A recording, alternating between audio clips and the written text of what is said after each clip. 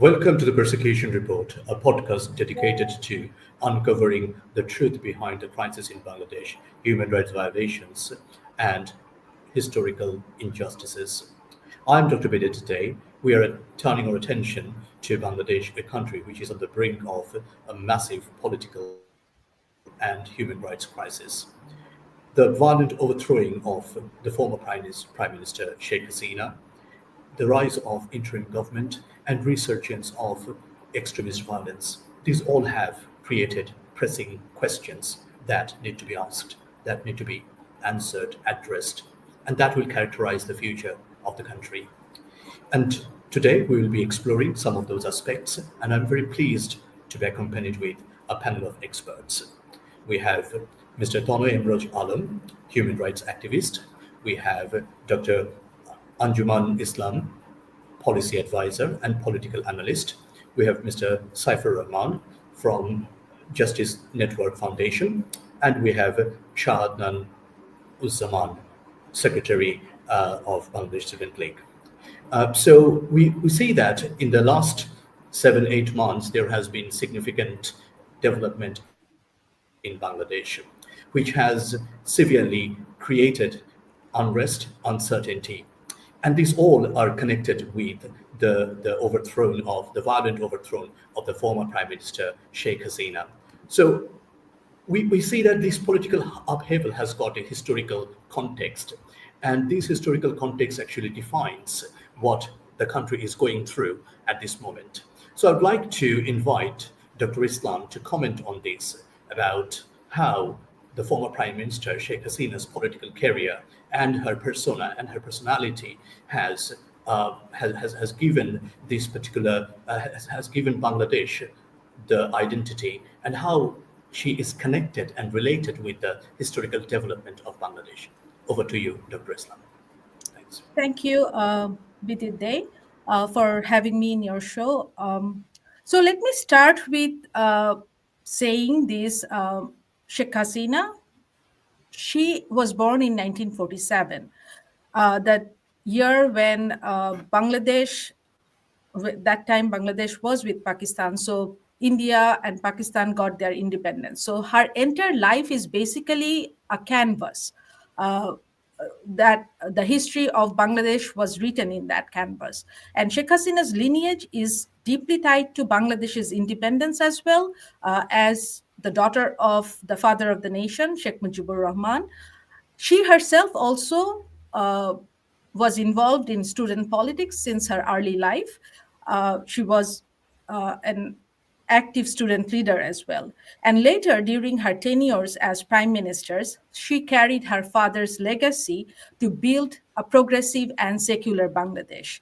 Her stance against extremism, extremists have made her a target for Islamic militants and other terrorist groups as well, and mullahs, of course. So basically, she is leading Bangladesh from the forefront to become a secular socialist Bangladesh.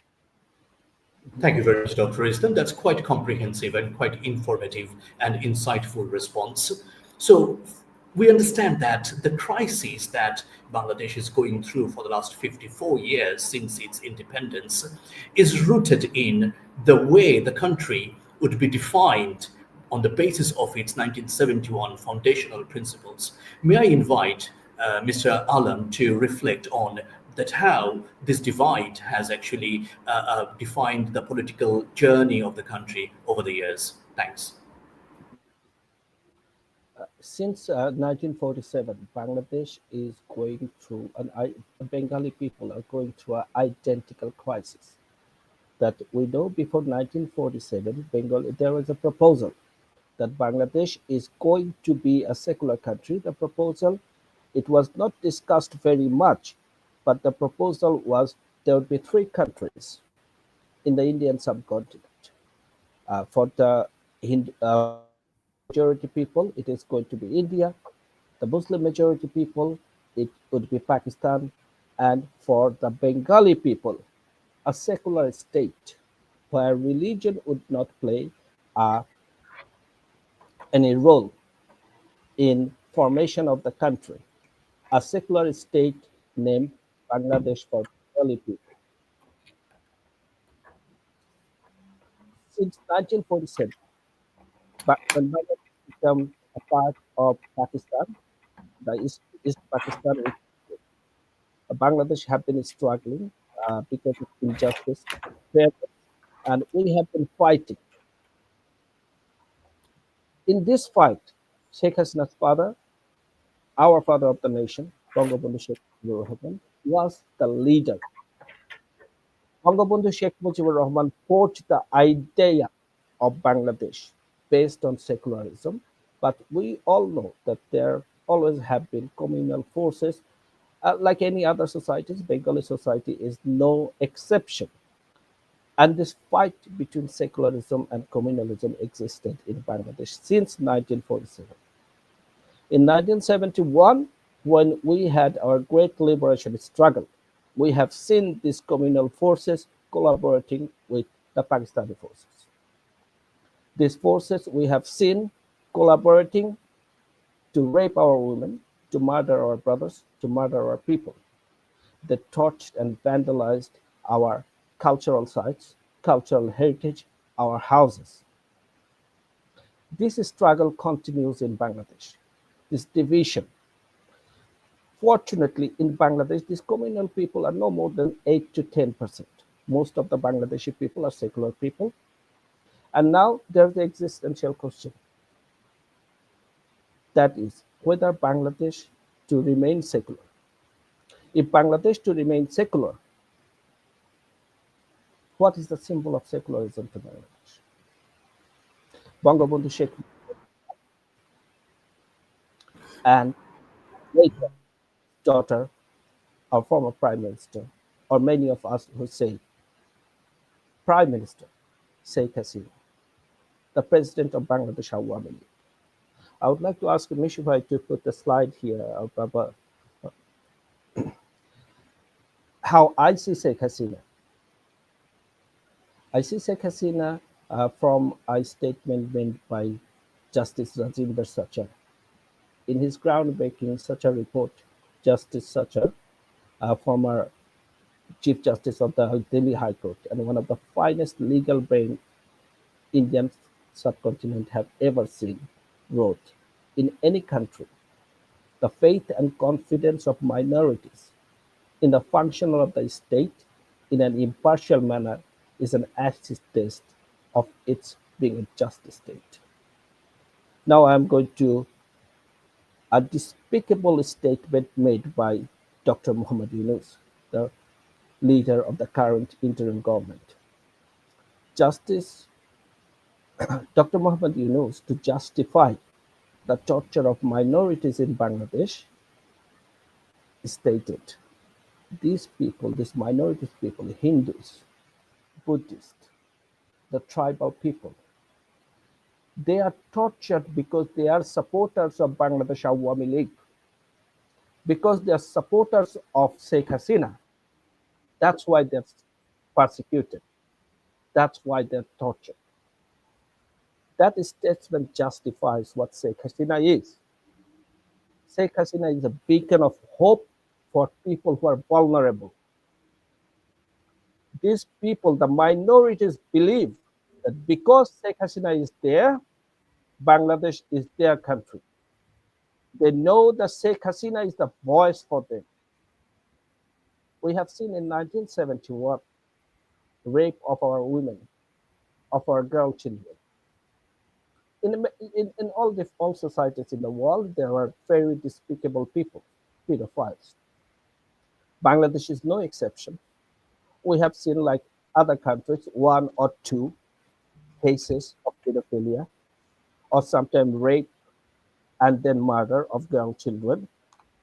It happens in these cases like 2, 3, 4, 5 in a country every year. Bangladesh is no exception under Secularism. But right now, what we are seeing is every day, 6 girl children are raped. Every day, women are raped.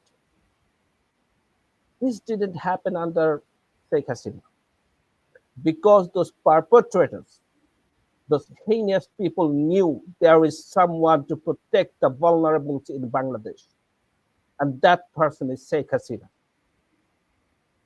Today, Sheikh Thank you. Hasina is there. Women are tortured. Women are harassed on the street on their way to work, on their way to shopping mall, on their way to market, on their way to anywhere. Women are tortured. Women are violated. They're harassed because Sheikh Hasina is not there. Those people know. So they can victimize the most vulnerable classes of the society, the minorities, Thank you women, very much, and Mr. children. Alam. Thank you very much. That's a very eloquent expression, and we can see from the statement, from the comments made by Mr. Alam and Dr. Islam, that that Sheikh Hasina stood beside the vulnerables and people who are also disadvantaged, like women, underprivileged communities, like religious minorities. And also, as Dr. Islam said, that she was often criticized and she was attacked by right-wing extremists time to time because of her steadfast commitment to inclusive and progressive Bangladesh. So, on that note, I would like to get back to Dr. Islam once again. And how do you see the trial of war criminals that she it was her election manifesto, it was in her election pledge, and she delivered that, and that wasn't the case, that wasn't possible in previous years, and she actually achieved that. So where do you see her personality coming into that particular area of her regime?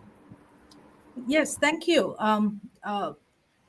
War crime trial, that was that was one of the main item in the manifesto in her 2019 election campaign, not 19, 2009 election campaign.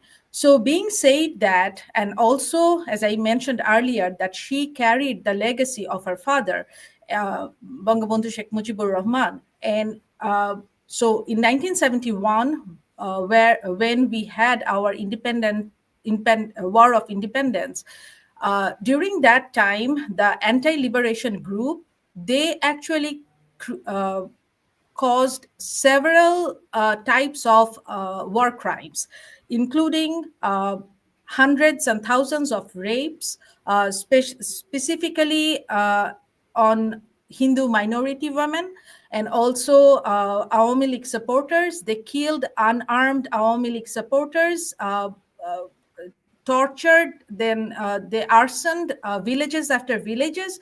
So after the liberation, Bangabandhu Sheikh Mujibur Rahman, he actually created this law to try these war criminals who are basically from that anti-liberation group, and brought them into justice. Now, unfortunately, 1975, on August 15th of 1975, his whole family was assassinated. But after that, his daughter, Sheikh Hasina, she also created this ICT to try those war criminals. Now, you have to understand, these anti-liberation force, they are very strong. And we like when she created this ICT, several years have passed, and then these group of people, they not only grew in numbers, supporters, but also they became powerful in terms of financially.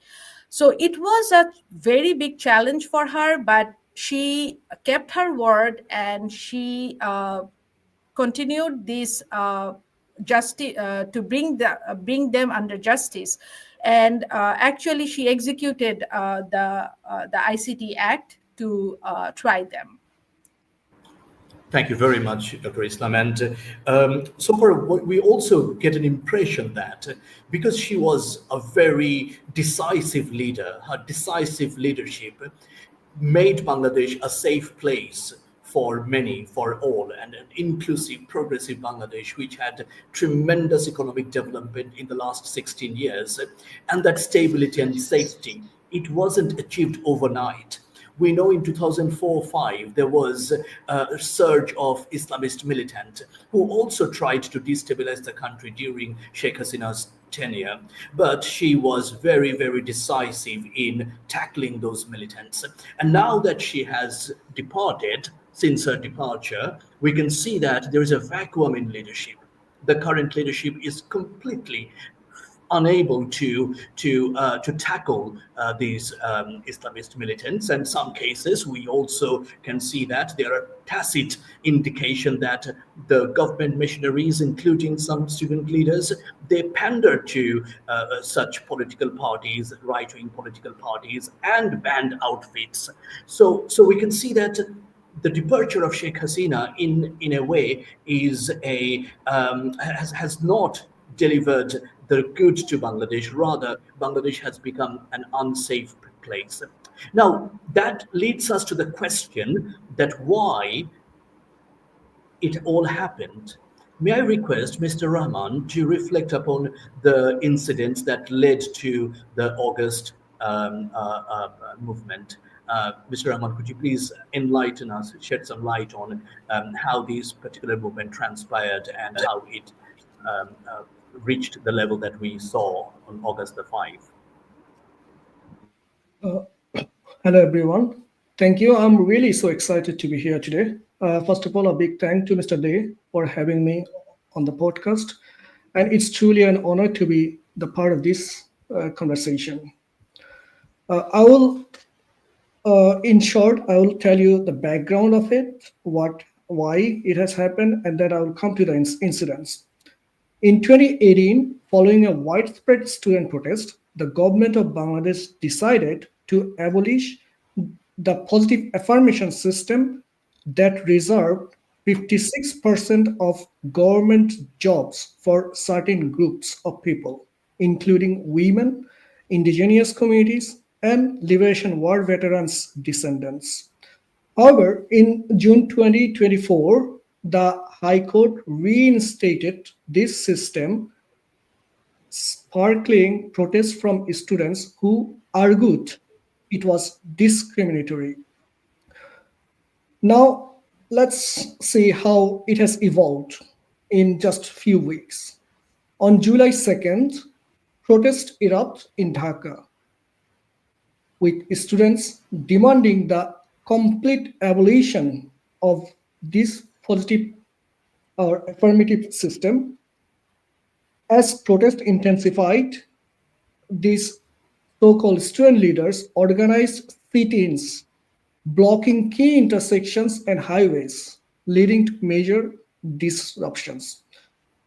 At that time, Prime Minister Sheikh Hasina's remarks on the 14th July, which was intentionally misquoted, further fueled the anger, causing violence that spread to other cities as well, resulting in multiple deaths.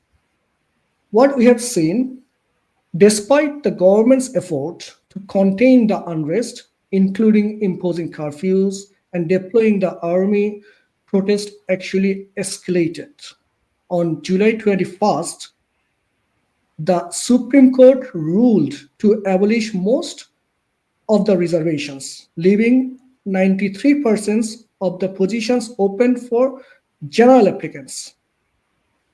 However, the ruling was seen as insufficient by the key figures of the protest, and it had continued. By late July, some of the student leaders were arrested and a few declared an end to the protest. But what we have seen, others vote to keep fighting. On August 3rd, students held a massive rally demanding the resignation of Prime Minister Sheikh Hasina and the formation of a new national government. May I add something here? Sure. Please Thank do, you. please. Thank you. So I want to add a little bit of my experience here. Fortunately or unfortunately, I was in Bangladesh during that whole July-August unrest time. And the day when that court verdict came out, Mr. Rahman was mentioning about that. So the emergency was lifted for a few hours, and I went out to see around the Dhaka city on a rickshaw ride. And the rickshaw puller seemed to be very sad, and he was actually wiping off his eyes with back of his arms. So I asked him what happened, why is he crying, and he said something that I was not ready at all to hear. So his question to me was basically that why the court why the verdict was like that. And he was basically saying that this verdict is actually goes in favor to the will of people. How could the court did it? And he kept on saying that there remained no quota for women in the government jobs anymore. And he had 3 daughters, and he was saying that when the students were going through this movement to abolish all types of quota or reservations, so they did not ask me what I want, they did not ask my daughters what they want. So basically now there is nothing for my daughter, and we are the backward portion of the nation. So that actually made me think about this whole thing. I was happy that okay, the verdict came out and students agreed to the verdict and everybody was happy.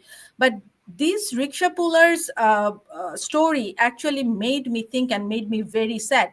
But unfortunately, these kind of stories, no media covered that, and nowhere in this whole quota movement history it was written that some people are actually in grief, and they basically did And not Dr. like Islam, may I that 10% also of the add quota was here? abolished for women. Thank you very much. That is a very poignant anecdote, very, very emotional, very emotive indeed. But also, may I also add here that affirmative actions are integral to a progressive country. You go to any developed nations, even our neighboring countries, including India and Pakistan, they have got affirmative actions and reservations for disadvantaged communities. So we were kind of the whole nation was in a way perplexed and a little bit baffled by what the actual demand was. Was it a complete abolishment? Was it against a quota system, or was it reformation of quota system? Because the student leaders continued to change their narratives throughout the time, if I'm not mistaken. So may I request Mr. Shahid Zaman to Shahid Adan Zaman because he himself is a student. So could you please share your experience and your taking of the whole movement? Thanks. Thank you, Mr. Dey, for having me here. So the problem what we have seen over the last couple of months, since August 5th, 2024, is the Yunus-led interim government is actually whitewashing all the terrorist activities that are happening currently right now in Bangladesh. And since August 5th, Dr. Yunus and his interim government has maintained this statement that all the terrorist activities, all the radical and extremist actions that are happening right now in Bangladesh, all of those are actually politically motivated, not religiously motivated. The problem is they're deliberately misleading the people of Bangladesh and the international community from the real issues that are currently happening in the country. And the problem is we can expect from a Nobel laureate to understand that these are not just religious, these are not just politically motivated actions, right? Because even if a person is being attacked because of their political alliance with Awami League, it doesn't take away the fact that that person is a Hindu. There is a religious dimension to it as well. So we can expect from a Nobel laureate like Dr. Can I just add one question to that? Do you see that there is a kind of similarity the way Jewish community was vilified in 1930s Germany, and they were attributed to be connected with some political maneuvering, but also the whole community was stereotyped and vilified? Do you see that the same sort of pattern emerging now in Bangladesh by identifying and attributing in Hindus as a supporter of a particular political party. Precisely, Dr. Dey, because what is happening right now in Bangladesh under the watch of Dr. Yunus is completely analogous to what happened in Nazi Germany. What Nazis did, they created this pseudo-scientific framework that we don't hate Jew people, we hate them because of their race, not because of their religion. And Nazis deliberately used that pseudo-scientific framework to attack, rationalize, and justify the Holocaust against Jews, right? So this is the same thing that is right now happening in Bangladesh. Literally, after August 5th, 2024, top convicted terrorists who were behind the bars during Awami League's rule in the last 15 years, they were released from prison. We are not talking about our random local neighborhood extremists. We are talking about convicted terrorists like Jashimuddin Rahmani, who is the chief of Ansarullah Bangla team. We are talking about someone who is linked, who is not just linked, is actively supported by terrorist outfits like Al-Qaeda and even ISIS. And in a lot of cases, we often miss what these terrorist leaders are actually preaching to their audience or preaching to the supporters. They're deliberately saying, Jashimuddin Rahmani, for instance, he is giving speeches and he is making the case for a jihad, for a takeover of Bangladesh in a Taliban style so that they can establish an Islamic caliphate in the country. The problem is he's deliberately using religious scriptures and misinterpreting them in a manner that misleads kids like me, people younger than me, or even people of your age as well. This is precisely the problem. And Mr. Dey, to be very honest, we can't just imagine this happening in New York. Imagine someone like Rahmani giving speeches across community centers and mosques around New York, and he's making the case, look, Abraham Lincoln, we are against Abraham Lincoln because he defended democracy. And democracy is actually against the scripture, is anti-Islamic, is anti-religion. Therefore, we need martyrs who are going to hold, we need people who are going to hold AK-47, run onto the streets and kill people and even be willing to sacrifice their lives just to establish an Islamic caliphate. If this were the case in New York, in America, or even in Europe, Homeland Security, FBI, and other law enforcement agencies would have just been there and stopped all the sermons and all these gatherings of these terrorist organizations. The problem is, Dr. Yunus seems to be extremely reluctant and empathetic towards that. Yes, Mr. Dey. Thank you very much. I think we have got the point here that the current regime is pandering to religious extremists. And, I yes, would like please to go add ahead, two Mr. points to Alam. this. Imagine someone tells you that since August 5th, in the past 7 months, 1,400 sculptures and museums have been torched, torn down, vandalized in a country. Imagine someone tells you that attacks on 2,000 instances of attacks on vulnerable religious communities. And I ask you, name me the country, which country would it be? The answer you would give me is, is that Afghanistan under Taliban government? Or is it Syria under Daesh government? This is happening in Bangladesh. That 1,400 sculptures. This is telltale sign of terrorism. No one in this world can deny it. That So there are attacks against minorities. There are attacks against cultural, social institutions, sculptures, arts. There is an attack against women footballers. And also, Mr. Alam, you have noticed recently there is a report from Amnesty that the press freedom is severely compromised in Bangladesh. Would you like to reflect on that? Well, at the Amnesty International and 8 other organizations acted yesterday, we thank them. When we thank them, we also would like to add this: it's too little, too late. Yeah. Since August 5th, we are seeing journalists are behind the bar just for doing their job on fabricated murder charges.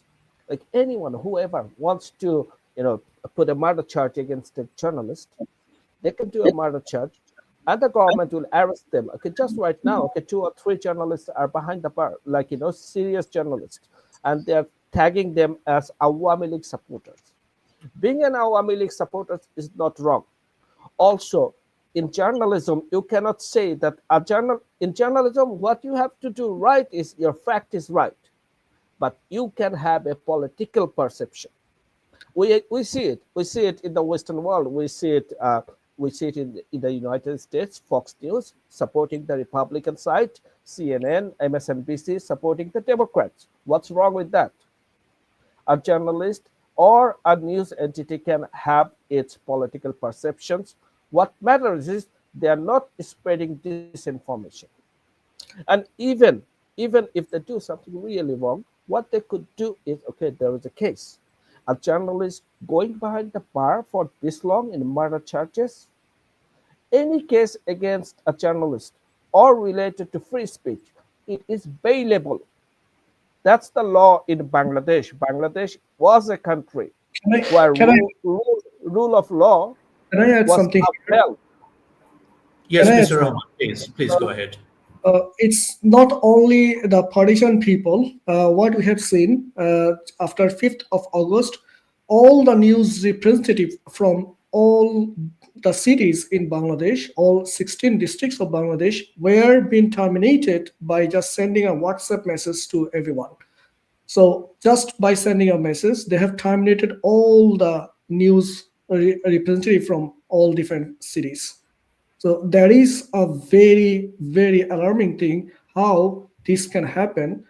Those all of those journalists were not partisan even, right? You cannot say everyone of those out of those journalists, they were very much scared whether the truth will be revealed by them.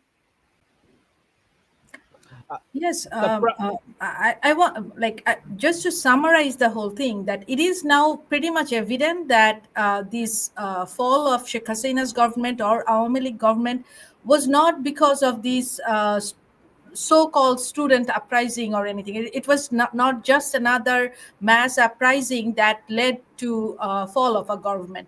It was closely tied, actually, very tied to the 1971 war, as well as the extremist group here.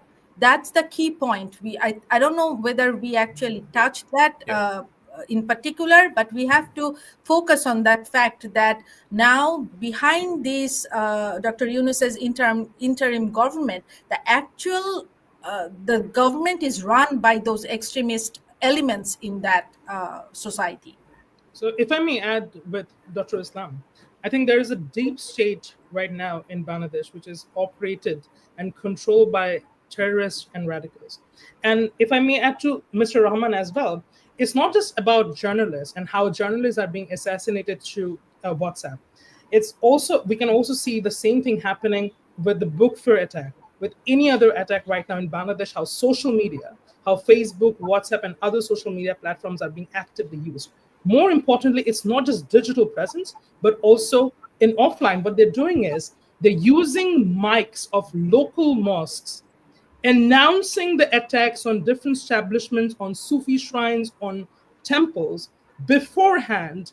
Police is not doing anything. They're distributing leaflets across different areas and planning. They're not just planning, they're planning and mobilizing masses. And the law enforcement agency is completely silent and is not taking any action whatsoever. What does it indicate? And, Yes. so what you're saying here, all of you kind of echoing the point that Bangladesh has become a less safe, less tolerant country because there is the law and order has completely collapsed Yes. right? Apparently, there is no administration that's working right now, and there is even ominous sign of the rise of Islamism, and that's why we can see that multiple international media have picked this up. Nikkei Asia, Turkish TV, The Guardian. So there are repetitively they are stating that there is a potential threat of further deterioration of this situation, which can pave the way for extremist elements to take over. Yes. So now that we are in a situation, and it feels like deja vu in a way that we were here before. In 1971, the similar sort of atrocities were perpetrated against minority community. Army League was singled out and was banned, and there was a complete crackdown on Army League and pros liberation and progressive activists, and there was of course the whole narrative of the occupying Pakistani army was fueled by religious extremism.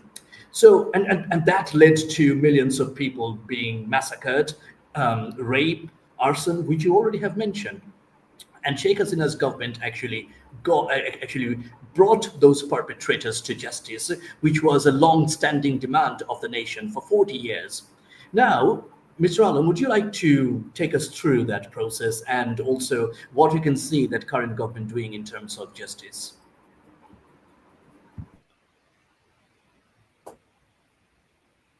Okay, thank you, Bidit Dey.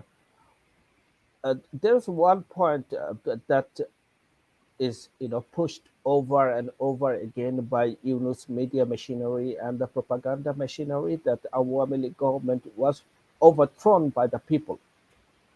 That is not right. Awami League government was overthrown by a coalition of extremist element of the society, some students, and people who received disinformation. We have seen this disinformation campaign on social media throughout July and August. Some people were disappointed, but people were not on the street on that sense.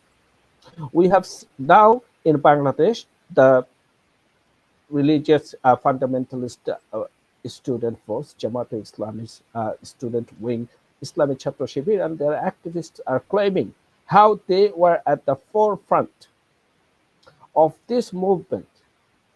It must be mentioned that Jamaat-e-Islami's student wing, Islamic Chhatra Shibir, was named a terrorist organization, world's third biggest terrorist organization in 2013. And this is a cadre-based organization. It was difficult when such people with one motivation, violence, come on the street. And we now also know that there was people outside the country were involved in this, third parties, mass finance, and now the leaders of this of the so-called student protest, they are saying they had preparation for an armed struggle. This is the truth behind this movement. The quota reform was not an issue. Quota reform was resolved. Prime Minister Sheikh Hasina repeatedly said, we will reform the quota in your favor, as we did in 2018. This is that Bangladesh is a country of rule of law. It has a high court. When a matter is pending in the high court, unless and until this matter is settled by the court, the government cannot intervene. But that has been, Mr. Alam, I would like to add, that has been resolved on 21st of July by Supreme Court already. Yes. After that, there was no valid reason to continue this protest. And now the question rise, the people should ask if they want a really a good change towards a good change. They should ask, while these so-called student leaders are saying they had the preparation of taking arms on hands, where those arms are now, who had supplied those arms, where did they get it from, and as of now, why the rule of law it couldn't be established? Could it be? Is it connected to those arms they already have somewhere? Like where those arms didn't disappear, right? Those arms are there in the society or in somewhere.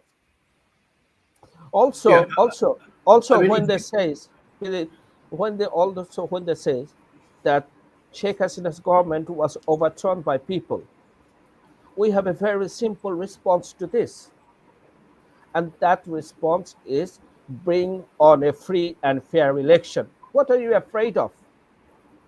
yeah, Our people are behind the absolutely. But bar in the jail. Bring on an election, and we will show which also, party who Mr. Bangladeshi people Alam, want. Mr. Alam, I'm sure you have been monitoring the development of the formation of new ICT, International Crimes Tribunal, by Yunus government, and we see that there is a formation of judges and also prosecutors. Would you like to comment on that, please? Okay. Yeah, maybe Mr. Alam can start, and Dr. Islam, please feel free to jump in. About the formation of a new ICT code, ICT tribunal, I'm just going to give one example to clarify it. The chief prosecutor of the ICT tribunal, Tajul Islam. Tajul Islam, we all know, was one of the most vocal representative defenders, lawyers of the war criminals during 2013 till 2018, 19, okay, all the way through. Now, Tajul Islam became the chief prosecutor of the tribunal. Now, let's examine the case of ATM Azharul Islam. ATM Azharul Islam is a convicted war criminal and a leader of Bangladesh Jamaat Islami. This is the person, Jamaat Islam, and this is the person Tajul Islam has defended in the court as his lawyer. Now, for the review petition, Tajul Islam sent the review petition of this person to the High Court's Appellate Division. Firstly, he was the defender of this. Now, being the chief prosecutor, he is the plaintiff now. You can see the conflict of interest. The finest legal brains of the country is saying this. It's from Barrister Shahidin Malik. Barrister Shahidin Malik stated, a lawyer cannot switch sides in a case. If a lawyer has previously represented one party, representing the opposing party later is a violation of professional ethics. He added, in sensitive cases like those at the International Crimes Tribunal, greater caution should have been exercised. This is Barrister Shahidin Malik. We know him as an impartial person and one of our best lawyers. What the law says in Bangladesh, the Bar Council law. Bangladesh Bar Council of Bangladesh is the regulator of professional conduct and ethics of the lawyers in Bangladesh. And according to Chapter 2, Section 2 of the Bar Council's Professional Conduct and Etiquette Rules, if a lawyer possesses confidential information about a case, they cannot represent the opposing party in that case. This is not only Bangladesh. This is a universal code of ethics for legal practitioners all over the world.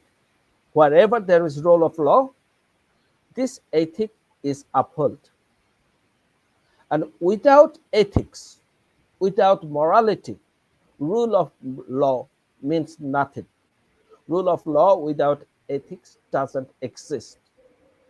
And I hope that explains Tajul Islam and his role at the ICT. There is no ethics in appointment of Tajul Islam, and that shows this government, a government without ethic, a government who doesn't care about rule of law, a government who is tyrant, authoritarian. They impose whatever they want. Everything we have achieved as a country in the past 52 years, including rule of law and the separation of all three organs of the state, our executive, law, and lawmaking, executive, and judiciary, they do not exist. The separation doesn't exist anymore. I There's have no I have an example here, Alom. I have an example of how this government is not actually following any sort of law and order. We have come to know that there were some bans imposed for seminars or meetings or any sort of processions for certain areas in Dhaka city. But what we have seen in 7th of March and also yesterday, the people who are part of this government are organizing such processions in those areas, and they were not like stopped by the government or not stopped by any of the authority, right? So it's very clear that they really don't care about law and order. They really don't care about any sort of institutional setup what we should have. So if a government can validate or ensure or enable those sort of things, then the position of the government is very much questioned here. Thank you, Mr. Rahman. Yes, Dr. Islam, please. Yeah, I want to add something to both Saifur Rahman and Tana Imraus. So first, I'm coming to Saifur Rahman. So what you are saying here and what I'm listening is this interim government is what basically this government is doing is whatever is coming or going in their favor, they are allowing those kind of protests, and whatever are going against them, they are barring those protests. So that's basically an authoritarian government do. That's what they do. And the Tona Imrose, you actually laid the ground for whatever I wanted to add previously. So they meaning this nexus of anti-liberation forces from 1971 defeated force and the extremists and conservative political parties, they actually tried to eliminate Sheikh Hasina all along. And Sheikh Hasina has faced 18 assassination attempts in her entire life, and hundreds of Awami League supporters and leaders actually sacrificed their lives to protect and save her. So August 5th was nothing but yet another plot to kill her, and which is basically a continuation of what we have seen on 15th of August in 1975. One of the deadliest terror attacks orchestrated in 3 different locations simultaneously to eradicate Sheikh family. Where 18 members, including Sheikh Hasina's father, father of the nation, Sheikh Mujibur Rahman, her mother, 3 brothers, 2 sisters-in-law, uncles, aunts, all were killed by junior army officers. So, but as 5th of August of 2024, as they failed to kill Sheikh Hasina and her sister, Sheikh Rehana, I think now they are trying to create this kangaroo court in the name of ICT to basically, again, it's another attempt to kill. So we see that it's a culture of assassination, politics of vendetta, and retribution, which have kind of characterized the current regime, and also what we saw in the past, who are the revisionist forces who wanted to deviate the country from the path of its foundational principles. But also, I'm conscious of time. We have got just 10 minutes left. A country is often defined and judged and evaluated by how the country treats its women population. And what we are seeing now, as Mr. Alam mentioned about rape cases, about violence against women, Dr. Islam, would you like to take us through this the current situation with women in Bangladesh? Sure. What has been going on in Bangladesh since August 5th is utterly sad. So the women and children in Bangladesh are in absolutely dire, like the situation. Activists and human rights organizations started to raise concerns already, but it did not come in a large scale. The Secretary General of United Nations visited Bangladesh a few days ago for a 4-day tour, but he did not mention a word about these atrocities. Now, I feel like adding something here from during Sheikh Hasina's tenure. So during her tenure, her administration focused heavily on economic empowerment of women, and by introducing programs to support women entrepreneurs and women employment. And because of that, for several consecutive years, Bangladesh has been emerging as the top performer in South Asia in terms of gender parity. Now, under this interim government led by Dr. Yunus, women's rights in Bangladesh are facing extreme challenges due to growing radicalism and intolerance. Reports indicated that radical elements supported by the interim government is restricting freedoms that women were experiencing during Sheikh Hasina's tenure. There has been an increase in social scrutiny and violences against women. And Dr. Yunus's government put a stop on social safety allowances for a big number of people, like widows, divorced women, elderly individuals, disabled, freedom fighters, and other backward people, and which were allocated by Sheikh Hasina's government. And this is impacting women the most. And Dr. Yunus's government halted them in the name of fixing errors, but neither of those errors were fixed, nor those allowances are reinstated in last 7 months. And on top of that, women were the ones to lose jobs in the stagnant economic situation in last 7 months. So like 150 or 160 garments industries were closed due to lack of orders because of the continuing political unrest and instability. And majority of the employees in those garments were women. We all know that. And so all of these basically were taken away financial freedom that women were enjoying during Sheikh Hasina's tenure. And women, as now they're relying more on men for financial support, so they are But also, encountering also financial violences at thanks. I family mean, violence. those are very, very insightful. But also, we have seen that the rise of moral policing. Yes. Women on the streets are being advised and often being ordered to dress and behave in certain ways. And also we see that women football team was prevented from taking part in playing. So do we see that, as you mentioned previously, like the Talibanization is happening? Would you like to tell us about that? Yes, of course. Bill, So, oh, Or is it Mr. Alam, if you'd like to take up? Bidit, I would like to take that. Okay, I have a very different angle of seeing it.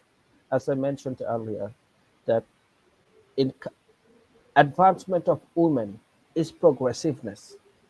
When a society advancing the women's cause, this society is advancing, it is progressing.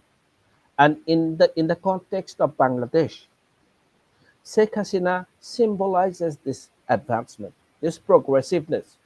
Those the elements of the society who want to stop the advancement of women, who want to stop women from coming to the workforce, they now know Sheikh Hasina is not there.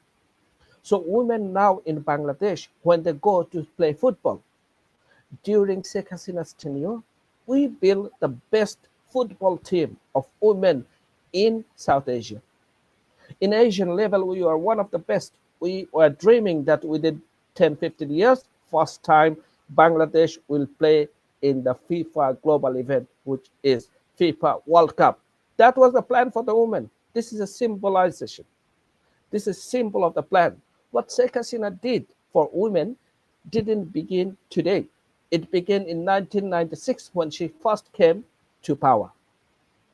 Sheikh Hasina created a system where women from every marginalized community will become publicly elected. Thanks to Sheikh Hasina, Bangladesh had one of the biggest number of elected public officials in the world, and we say it with pride. Bangladesh have over 12,000. We are a very small country, 144,000 square kilometers. A country of 144,000 square kilometers has over 12,000 elected women. That is the progress. That is the message Sheikh Hasina has given. Women in power. Can women I in leadership role. I would like Yes, Mr. progressive Rahman, value. briefly, we just have a few minutes left. I would like to add here with with a very specific data.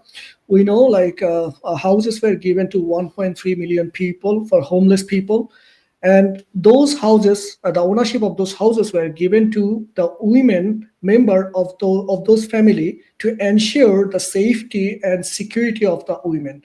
So women empowerment was one of the topmost priority of Sheikh Hasina's government. Thank you. Thank you very much. Thank you so much, esteemed panelists. So, viewers, from this discussion, what we can see is that what happened in Bangladesh in July, August 2024, and what is and the subsequent events, these are not about just political transition. There is also an inherent struggle to get justice, law, and to define the future of democracy, to define the journey, the trajectory where this country would go. A country which has got enormous potential, a country which has delivered to millions of people over the years. And now it is time that international community turn their attention to Bangladesh and to retrospect and to reflect and to think and to contemplate that what the future would be. Are we going to allow the country to become yet another Afghanistan, as many media personnel are saying around the world? Or are we going to uphold the rule of law, justice, secularism, and progressive ethos in this country? So I would say that we must not allow the people, the very people who wanted to erase the history, wanted to divert and distract the country, to lead and to define and to write the future. Until the next time, I am Bidit Dey signing off. Thank you very much.